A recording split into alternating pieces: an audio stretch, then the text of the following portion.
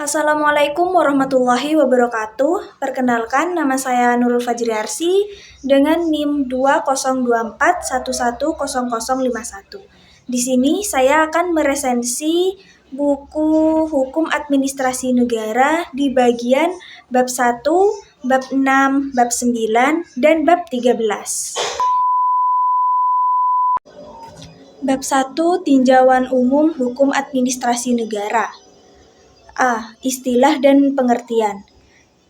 Kata administrasi negara berasal dari bahasa Latin yaitu ad plus ministrare, yang berarti memberikan pelayanan, membantu, menunjang, atau memenuhi. Di Indonesia, banyak istilah yang digunakan seperti hukum administrasi negara, hukum tata usaha negara, hukum tata pemerintahan, dan lainnya. Dalam SK Mendikbud tanggal 30 Desember 1972 nomor 0198-U-1972 tentang kurikulum minimal menggunakan istilah hukum tata pemerintahan. Rapat staf dosen Fakultas-Fakultas Hukum Negeri seluruh Indonesia yang diadakan pada bulan Maret 1973 di Cibulan memakai istilah hukum administrasi negara dengan tidak menutup kemungkinan menggunakan istilah lain. Seperti halnya istilah pengertian hukum administrasi atau hukum pemerintahan juga ada bermacam-macam pendapat. Di sini saya akan menjelaskan dua pendapat dari sarjana, di antaranya 1. Menurut Utrecht sendiri, hukum administrasi negara adalah hukum yang mengatur sebagian lapangan pekerjaan administrasi negara, bagian lain lapangan pekerja administrasi negara diatur oleh hukum tata negara atau hukum negara dalam arti kata sempit, hukum privat, dan sebagainya. 2. Menurut L.J. van Apeldoorn, hukum administrasi negara adalah keseluruhan aturan yang harus diperhatikan oleh setiap pemegang kekuasaan yang diserahi tugas pemerintahan dalam menjalankan tugasnya tersebut. Demikian pendapat dari dua para sarjana tentang definisi atau pengertian dari hukum administrasi negara, yang kalau diperhatikan, definisi-definisi tersebut saling melengkapi antara satu dengan lainnya. Beragamnya definisi atau pengertian yang diberikan oleh para sarjana tersebut menunjukkan bahwa cabang hukum ini masih muda, sehingga masih belum ada kata sepakat tentang hakikat HAN itu sendiri. B. Objek dan lapangan hukum administrasi negara. Semula, hukum administrasi negara adalah bagian dari hukum tata negara atau memiliki objek yang sama. Namun, kala berikutnya mulai timbul pertanyaan apakah perbedaan antara hukum tata negara dengan hukum administrasi negara. Menurut Van Vollenhoven, apa yang disebut hukum tata negara itu mengatur negara dalam keadaan diam, sedangkan hukum administrasi negara mengatur negara dalam keadaan bergerak. Berdasarkan pendapat tersebut, kalau boleh diibaratkan hubungan antara HTN dengan HAN adalah seperti sebuah pohon di mana HTN adalah batangnya dan HAN adalah cabang-cabang dan ranting dari pohon tersebut. Betsan Mustafa, sebagaimana dikutip oleh Riawan Jandra, menyatakan bahwa objek studi hukum administrasi negara ada dua. Yang pertama, objek material. Objek material dalam studi hukum administrasi negara adalah aparat pemerintah atau aparat administrasi negara sebagai pihak yang memerintah dan warga masyarakat atau satu badan hukum privat sebagai pihak yang diperintah. Di antara kedua pihak tersebut terdapat hubungan hukum publik, bukan suatu hubungan hukum yang privat. Yang kedua yaitu objek formil. Objek formil dalam studi hukum administrasi negara adalah perilaku atau kegiatan atau putusan hukum badan pemerintah, baik yang bersifat peraturan maupun yang bersifat ketetapan. Terkait dengan ruang lingkup hukum administrasi negara menurut Philippus M. Hanjon dan kawan-kawan, dapat dipahami dengan melihat apa yang dimaksud dengan administrasi negara atau pemerintahan. Dengan demikian, lapangan hukum administrasi negara adalah pemerintahan eksklusif. Lingkungan kekuasaan pemerintahan adalah lingkungan kekuasaan negara di luar kekuasaan. C. Sejarah perkembangan hukum administrasi negara. Dalam sejarah berdirinya negara-negara di dunia, pada awalnya dikenal bentuk pemerintahan atau monarki absolut atau kerajaan mutlak. Di Eropa, kerajaan absolut ini terjadi sekitar abad ke-5 sampai dengan abad ke-16. Sistem pemerintahan yang dipakai adalah sentralisasi dan konsentralisasi. Dengan demikian, dalam tipe negara monarki absolut hanyalah berbentuk instruksi yang harus diindahkan oleh aparat negara atau aparat kerajaan. Setelah abad ke-16 atau sekitar abad ke-17 dan ke-18, lahirlah negara-negara yang tidak lagi berbentuk negara monarki absolut.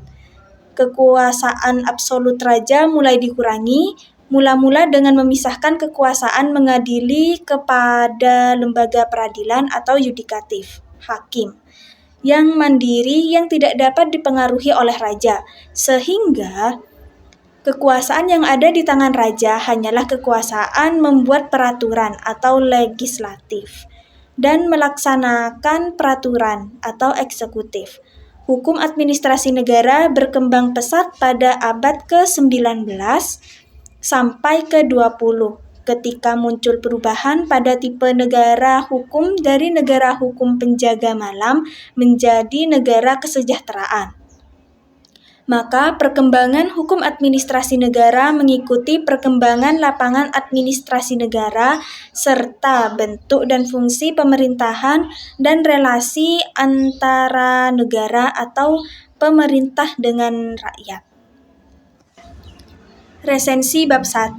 Bab 1 tersusun dengan sistematis, membahas dari istilah dasar hingga perkembangan historis. Penyajiannya cukup mudah dipahami karena memberikan contoh istilah dari berbagai negara, pendapat ahli, serta konteks perkembangan hukum administrasi. Bab ini dapat menjadi fondasi penting bagi bab-bab selanjutnya, karena menjelaskan konsep dasarahan dan memberikan gambaran menyeluruh tentang ruang lingkup hukum administrasi negara.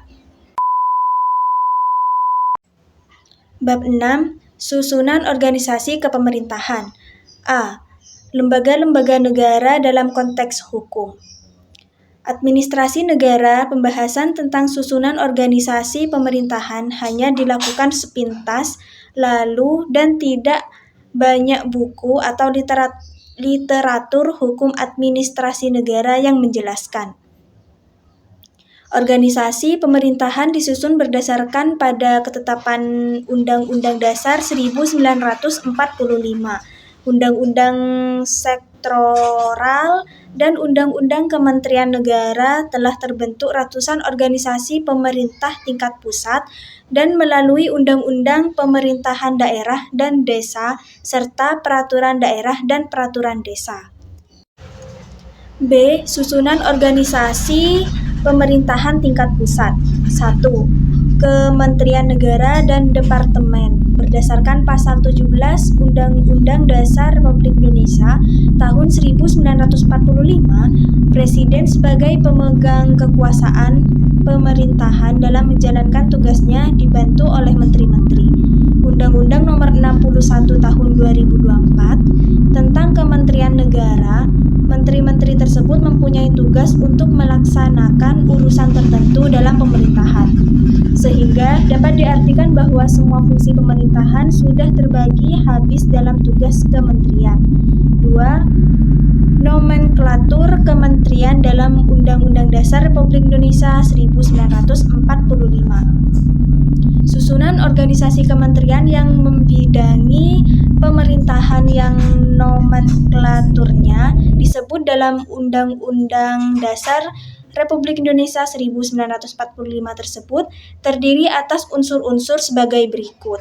1. Pemimpin, yaitu menteri. 2. Pembantu pemimpin, yaitu sekretariat jenderal. 3. Pelaksanaan tugas pokok, yaitu direktorat jenderal. 4. Pengawas, yaitu inspektorat jenderal. 5. Pendukung, yaitu badan atau pusat. Serta 6. Melaksanakan tugas pokok di daerah dan atau perwakilan luar negeri sesuai dengan peraturan undang-undang. Yang ketiga yaitu urusan pemerintahan dalam Undang-Undang Dasar Republik Indonesia tahun 1945. Kementerian yang membidangi urusan pemerintahannya secara jelas disebut UUD RI tahun 1945 meliputi urusan-urusan yang terkait dengan industri, ketenagakerjaan, sosial, kesehatan, budaya, pendidikan, hak asasi manusia, keamanan, keuangan, hukum, agama, pertambangan, energi, pekerja umum, transmigrasi, transportasi, informasi, komunikasi, pertanian, perkebunan, kehutanan, peternakan, kelautan, dan perikanan. Urusan-urusan pemerintahan tersebut tidak harus dijadikan sendiri-sendiri dalam suatu kementerian negara. Namun, dapat saja urusan tersebut digabung menjadi satu dalam satu kementerian negara. Yang keempat yaitu kementerian berfungsi koordinasi program pemerintahan dalam susunan organisasi kementerian berdasarkan pada Undang-Undang Nomor 39 Tahun 2008. Undang-Undang Nomor 61 Tahun 2024 tentang Kementerian Negara tidak disebutkan adanya wakil menteri, namun terdapat frasa beban kerja yang membutuhkan penanganan secara khusus. Sebagaimana dijelaskan dalam pasal 10 Undang-Undang Nomor 39 Tahun 2008, Undang-Undang Nomor 61 Tahun 2024 tentang Kementerian Negara. Wakil menteri yang dimaksud haruslah pejabat karir, bukan merupakan anggota kabinet. Dan yang terakhir, yang kelima, yaitu pengangkatan dan pemberhentian menteri. Undang-Undang Nomor 61 Tahun 2024 tentang Kementerian Negara tidak lagi membatasi jumlah kementerian negara. Namun, kewenangan untuk membentuk jumlah kementerian negara diserahkan kepada Presiden sebagai kepala pemerintahan. Wewenang Presiden untuk membentuk kementerian tanpa batas jumlah tersebut pada saat ini tertuang dalam Peraturan Presiden Nomor 139 Tahun 2024 tentang penataan tugas dan fungsi Kementerian Negara Kabinet Merah Putih periode tahun 2024 hingga 2029. C. Lembaga Pemerintahan Non-Departemen. Lembaga Pemerintahan Non-Departemen atau LPND adalah lembaga negara di Indonesia yang dibentuk untuk melaksanakan tugas pemerintahan suatu dari Presiden atau LNS. Kepala LNS berada di bawah dan bertanggung jawab langsung kepada Presiden atau Menteri. Kedudukan, tugas, fungsi, kewenangan, susunan organisasi, dan tata kerja lembaga non-struktural diklasifikasikan berdasarkan beberapa indikator berdasarkan pada peraturan perundang-undangan yang mengamanatkan pembentukannya, urusan yang ditangani, dan pendanaan yang digunakan. LNS berada di bawah dan bertanggung jawab kepada Presiden. LNS mempunyai tugas melaksanakan tugas pemerintahan tertentu dari Presiden sesuai dengan ketentuan peraturan perundang-undangan yang mendasari pembentukannya, yaitu LNS yang dibentuk berdasarkan undang-undang, LNS yang dibentuk berdasarkan peraturan pemerintah, LNS yang dibentuk berdasarkan peraturan presiden, dan LNS yang dibentuk berdasarkan keputusan presiden. D. Penyelenggaraan pemerintahan tingkat daerah. 1. Lembaga tingkat daerah. A. Lembaga daerah yang dibentuk berdasarkan UUD, undang-undang, peraturan pemerintah atau peraturan presiden yang pengangkatan anggota dilakukan dengan keputusan presiden. Contoh, Badan Pelaksana Pengelola Masjid Istiqlal dan Badan Pengembangan Wilayah Surabaya Madura. B. Lembaga daerah yang dibentuk berdasarkan peraturan tingkat pusat. Contoh, Sekretaris Daerah. C. Lembaga daerah yang kewenangannya diatur dalam peraturan daerah provinsi dan pengangkatan anggotanya dilakukan dengan keputusan gubernur. 2. Susunan organisasi pemerintah daerah. A. Organisasi perangkat pemerintah daerah bertanggung jawab penyelenggaraan pemerintah daerah adalah gubernur untuk daerah provinsi dan bupati atau wali kota untuk kabupaten atau kota. Selain itu juga terdapat perangkat daerah sebagai unsur penyelenggara pemerintah daerah yang terdiri dari sekretariat daerah, sekretariat Dewan Perwakilan Daerah, inspektorat, dinas, dan badan daerah. B. Perangkat daerah. Berdasarkan jenis perangkat daerah, maka organisasi perangkat daerah adalah terdiri atas sekretariat daerah, sekretariat DPRD, inspektorat, dinas, dan badan. Perangkat daerah provinsi dan kabupaten atau kota dimaknai sebagai unsur pembantu pemerintahan daerah dalam penyelenggaraan urusan pemerintahan yang menjadi kewenangan daerah provinsi. C. Organisasi pemerintahan desa di Indonesia.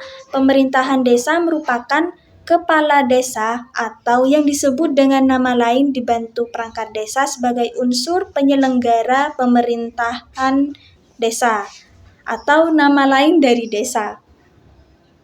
Pemerintah desa biasanya kepala desa yang dibantu oleh perangkat desa yang terdiri dari A. Sekretariat desa, B. Pelaksanaan kewilayahan, dan C. Pelaksanaan teknis. Perangkat desa tersebut berkedudukan sebagai unsur pembantu kepala desa. Resensi bab 6. Bab 6 membahas secara komprehensif arsitektur kelembagaan pemerintah Indonesia. Pembahasannya mencakup 4 bagian besar yaitu lembaga-lembaga negara, susunan organisasi pemerintahan tingkat pusat, lembaga pemerintahan non-departemen, penyelenggaraan pemerintahan tingkat daerah. Bab ini menempatkan struktur pemerintahan sebagai bagian penting dari kajian hukum administrasi negara, karena organisasi menentukan bagaimana kewenangan dijalankan dan bagaimana dengan negara beroperasi. Bab ini memberikan penjelasan yang sistematis tentang lembaga negara dan kementerian, mulai dari nomenklatur yang ditetapkan UUD 1945 hingga pembagian fungsi antar menteri koordinator. Meskipun uraian struktur sudah baik, bab ini belum banyak mengaitkan susunan organisasi pemerintahan dengan isu-isu aktual seperti birokrasi digital, restrukturisasi kementerian, atau penyederhanaan regulasi. Bab 9. Hukum anggaran negara dan keuangan publik. A. Pengantar. Di Indonesia, hukum anggaran negara dan keuangan publik seakan-akan dipersepsikan sendiri menurut kemauan otoritas pembentuk undang-undang tanpa menggali prinsip dan esensialisasi sifat teori ilmu yang harus konsisten, metodologis, dan sistematis. Akibatnya, teori hukum anggaran negara dan keuangan publik di Indonesia berkembang seperti dogma yang kaku dan keluar dari prinsip tujuan keuangan negara untuk mewujudkan tujuan bernegara atau state goals. B. Keterkaitan hukum anggaran negara dan keuangan publik dan hukum administrasi negara.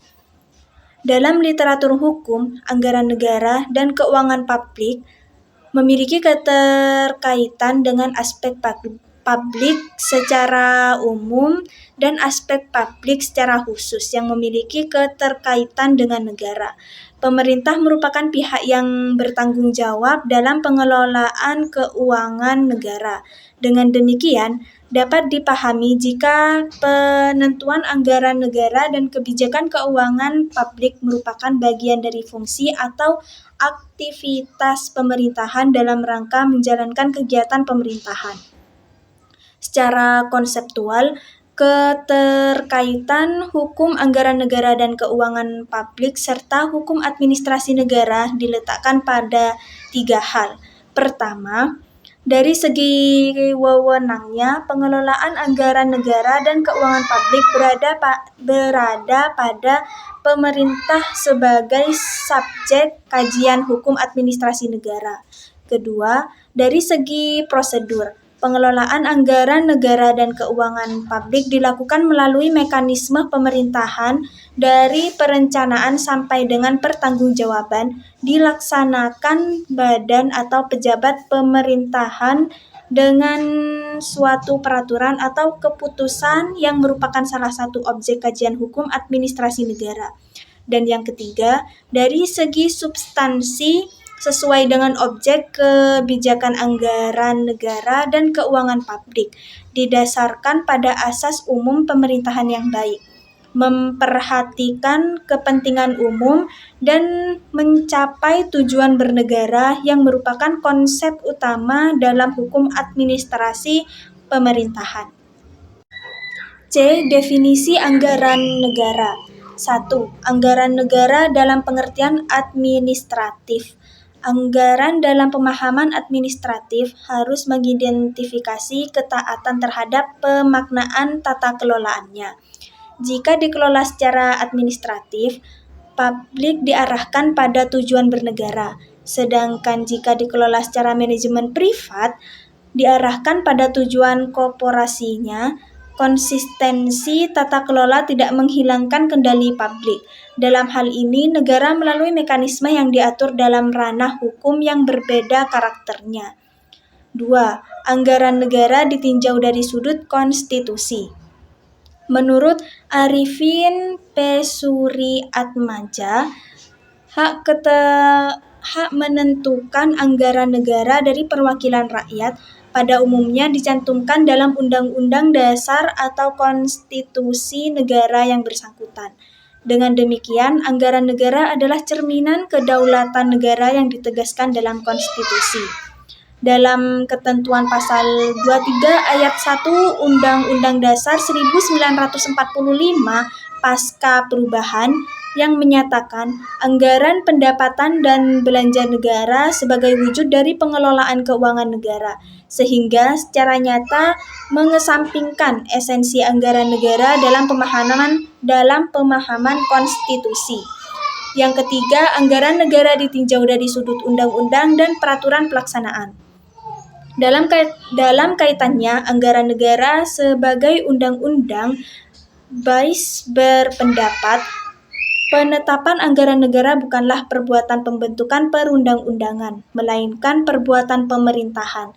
Hal yang sedikit sama dikemukakan oleh Wirjono Projodikoro yang menyatakan penetapan anggaran negara sebagai bersifat tengah-tengah antara kekuasaan perundang-undangan dan kekuasaan pemerintahan. Sementara itu, dalam kaitannya dengan anggaran negara dalam pelaksanaan undang-undang lebih dipandang sebagai objek hubungan hukum yang diistimewakan yang dapat mengemukakan para penjabat atau otorisator, ordinator, dan bendaharawan berdasarkan wewenangnya mengadakan pengeluaran, penerimaan negara, menguji kebenaran pemerintahan pembebanannya, serta menerima, menyimpan, membayar, atau mengeluarkan anggaran negara dan pertanggungjawabannya.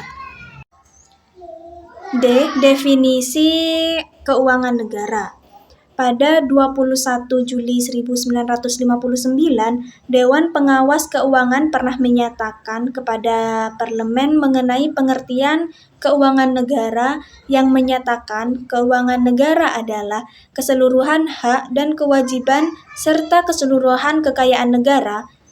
Di sisi lain, DPR pernah menanyakan pengertian keuangan negara kepada pemerintah, yang dijawab Menteri atau Sekretaris Negara yang menyatakan definisi keuangan negara adalah sebagaimana dirumuskan dalam Penjelasan Umum Undang-Undang Nomor 5 Tahun 1973 tentang Badan Pemeriksa Keuangan. Tetapi persepsi keuangan negara tetap mempunyai perbedaan di dalam praktiknya.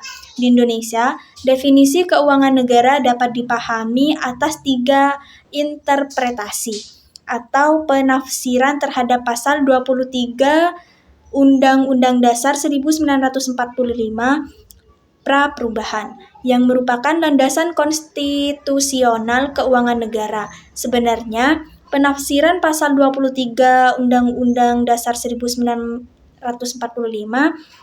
tidak dapat menarik kesimpulan apa yang dimaksud dengan keuangan negara. Berdasarkan Penjelasan Umum Undang-Undang Nomor 17 Tahun 2003, pendefinisian keuangan negara dilakukan berdasarkan pendekatan sisi objek, sehingga pengelolaan keuangan negara dikelompokkan dalam 4 sub-bidang, yaitu pengelolaan fiskal, pengelolaan moneter, pengelolaan kekayaan negara, dan kekayaan negara yang dipisahkan. Resensi Bab 9. Bab 9 menekankan bahwa hukum anggaran negara berhubungan dengan berbagai macam ilmu seperti hukum tata negara, hukum pidana, hukum perdata, ekonomi makro, ilmu politik, hingga kebijakan publik. Hal ini menjadikan Bab 9 sangat komprehensif. Bab 9 ini menegaskan bahwa tindakan anggaran negara selalu berkaitan dengan kewenangan pemerintah, baik tindakan faktual maupun tindakan hukum. Walaupun masih dapat diperkaya dengan ilustrasi visual atau contoh kasus aktual. Secara keseluruhan, Bab 9 memberikan landasan teoritis yang kuat, sistematis, dan kritis mengenai hubungan antara hukum anggaran, keuangan publik, dan administrasi negara. Bab 13. Peradilan Tata Usaha Negara. A. Dasar hukum pembentukan PT-UN. Pembentukan peradilan TUN sebagai kecenderungan tekad pemerintah untuk melindungi hak-hak asasi warga negara terhadap kekuasaan pemerintah dalam melaksanakan urusan pemerintahan. Meskipun itikat baik pemerintahan bersama dengan Dewan Perwakilan Rakyat untuk membentuk peradilan administrasi negara baru terwujud di penghujung tahun 1986 dengan disahkannya Undang-Undang Nomor 5 Tahun 1986 tentang Peradilan Tata Usaha Negara. Namun, pada dasarnya, sejak awal kemerdekaan, perlunya pemerintah segera membentuk peradilan administrasi negara sebagai perwujudan pemerintah Undang-Undang Nomor 19 Tahun 1948. Sudah dirasakan sebagai suatu kebutuhan yang mendesak oleh warga masyarakat, tidak hanya dalam konteks perlindungan dan jaminan kepastian hukum bagi warga pencari keadilan, akan tetapi juga dalam konteks perlindungan hukum secara menyeluruh, baik bagi warga masyarakat maupun bagi badan atau pejabat tata usaha negara. B. Kewenangan PT-UN. 1. Kompensasi relatif. Kompensasi relatif suatu badan pengadilan ditentukan oleh batas daerah hukum yang menjadi kewenangannya. Suatu badan pengadilan dinyatakan berwenang untuk memeriksa suatu sengketa apabila salah satu pihak sedang bersengketa atau penggugat atau tergugat berkediaman di salah satu daerah hukum yang menjadi wilayah hukum pengadilan itu. 2. Kompensasi absolut.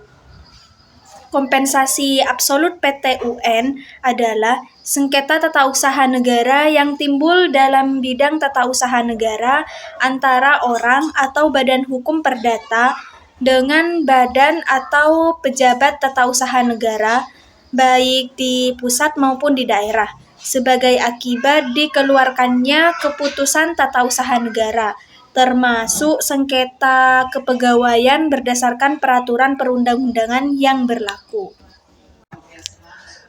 C. Objek sengketa tata usaha negara. 1. Keputusan tata usaha negara.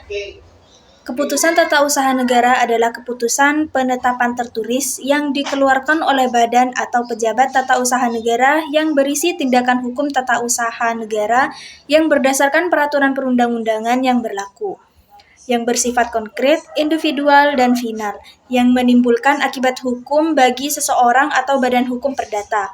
2. Subjek sengketa tata usaha negara. A. Penggugat. Pasal 53 ayat 1 Undang-Undang Nomor 5 Tahun 1986 menentukan bahwa yang dapat menjadi pihak penggugat dalam perkara di pengadilan tata usaha negara adalah seseorang atau badan hukum perdata yang merasa kepentingannya dirugikan. B. Tergugat. Pasal 1 angka 6 Undang-Undang Nomor 5 Tahun 1986 menyebutkan pengertian tergugat adalah badan atau pejabat tata usaha negara yang mengeluarkan keputusan berdasarkan kewenangan yang ada padanya atau yang dilimpahkan kepadanya, yang digugat oleh orang atau badan hukum perdata. C. Pihak ketiga yang berkepentingan apabila pihak ketiga yang belum pernah ikut serta atau diikutsertakan selama waktu pemeriksaan sengketa yang bersangkutan, pihak ketiga tersebut berhak mengajukan gugatan perlawanan terhadap pelaksanaan keputusan pengadilan tersebut kepada pengadilan yang mengadili sengketa tersebut pada tingkat pertama. D. Tidak termasuk keputusan tata usaha negara. Dalam Pasal 2 Undang-Undang Nomor 9 Tahun 2004 tentang perubahan atas Undang-Undang Nomor 5 Tahun 1986 tentang peradilan tata usaha negara menentukan bahwa tidak termasuk dalam pengertian keputusan tata usaha negara menurut undang-undang ini. 1. Keputusan tata usaha negara yang merupakan perbuatan hukum perdata. 2. Keputusan tata usaha negara yang merupakan pengetahuan yang bersifat umum. 3. Keputusan tata usaha negara yang masih memerlukan persetujuan. 4. Keputusan tata usaha negara yang dikeluarkan berdasarkan keputusan Kitab Undang-Undang Hukum Pidana dan Kitab Undang-Undang Hukum Acara Pidana atau peraturan perundang-undangan lain yang bersifat hukum pidana. 5. Keputusan tata usaha negara yang dikeluarkan atas dasar hasil pemeriksaan badan peradilan berdasarkan ketentuan peraturan perundang-undangan yang berlaku. Dan yang keenam, keputusan tata usaha negara mengenai tata usaha negara nasional Tentara Nasional Indonesia. Dan 7. Keputusan Komisi Pemilihan Umum baik di pusat maupun di daerah mengenai hasil pemilihan umum. E. Gugatan, upaya administratif, dan tenggang waktu. 1. Gugatan. Gugatan adalah suatu permohonan yang berisi tuntutan terhadap badan atau pejabat tata usaha negara yang diajukan ke Pengadilan Tata Usaha Negara untuk mendapatkan keputusan. Pasal 1 butir 5. 2. Upaya administratif. Dalam Undang-Undang Nomor 5 Tahun 1986 disebutkan bahwa terhadap suatu keputusan tata usaha negara yang mengatur adanya upaya administratif, maka disyaratkan untuk menggunakan supaya upaya administratif yang ada itu lebih dahulu sebelum menggunakan upaya lewat peradilan administrasi negara. Yang ketiga, tenggang waktu. Tenggang waktu gugat merupakan perlindungan hak bagi seorang atau badan hukum perdata atau penggugat untuk mengajukan gugatannya sesuai dengan tenggang waktu yang ditentukan oleh peraturan perundang-undangan. Dan apabila tenggang waktu itu tidak dipergunakan, gugatan penggugat dinyatakan tidak dapat diterima. Dalam Pasal 55 Undang-Undang Nomor 5 Tahun 1986, gugatan dapat diajukan dalam tenggang waktu 90 hari terhitung sejak saat diterimanya atau diumumkannya keputusan atau pejabat tata usaha negara. F. Hakim dan putusan PT UN. 1. Hakim. Berdasarkan pasal 85 Undang-Undang Nomor 5 Tahun 1986, ternyata hakim dapat memerintahkan untuk melakukan pemeriksaan terhadap surat-surat yang dipegang oleh pejabat tata usaha negara atau pejabat lain yang menyimpan surat itu, atau dapat juga meminta penjelasan atau keterangan tentang sesuatu yang berkaitan dengan sengketa yang sedang diperiksa. Dalam pemeriksaan, hakim diberi hak untuk memberikan petunjuk kepada para pihak yang bersengketa tentang upaya hukum maupun alat-alat bukti yang dapat dipergunakan oleh mereka dalam sengketa. Pasal 80 Undang-Undang Nomor 5 Tahun 1986. 2. Putusan pengadilan. Putusan pengadilan merupakan tujuan akhir bagi setiap pihak yang bersengketa di muka pengadilan. Dapat dibedakan dua jenis atau macam, yaitu putusan akhir dan bukan putusan akhir. Sebagaimana diatur dalam pasal 185 ayat 1 atau pasal 196 ayat 1 RBG, putusan akhir adalah putusan yang bersifat mengakhiri suatu sengketa dalam tingkat peradilan tertentu. Sementara itu, putusan selah yaitu putusan yang dikeluarkan oleh hakim sebelum memutus perkara akhir untuk memungkinkan atau mempermudah pemeriksaan perkara selanjutnya dalam rangka memberikan putusan akhir. Resensi bab 13. Bab 13 membahas secara komprehensif mengenai peradilan tata usaha negara atau PT-UN sebagai mekanisme penyelesaian sengketa antara warga dengan pemerintah. Isi bab 13 mencangkup dasar hukum pembentukan PT-UN, kewenangan PT-UN, objek sengketa tata usaha negara, tidak termasuk keputusan tata usaha negara, gugatan, upaya administratif, dan tenggang waktu, hakim dan putusan PT-UN. Pembahasan tersebut memperlihatkan bagaimana PT-UN berfungsi sebagai alat kontrol yuridis terhadap tindakan pemerintah, terutama melalui keputusan tata usaha negara (KTUN). Bab 13 memberikan fondasi kuat bagi pemahaman tentang PT-UN sebagai instrumen penting dalam sistem hukum administrasi negara Indonesia. Penyajiannya sistematis, normatif, dan jelas, meskipun masih dapat diperkaya dengan contoh kasus aktualnya.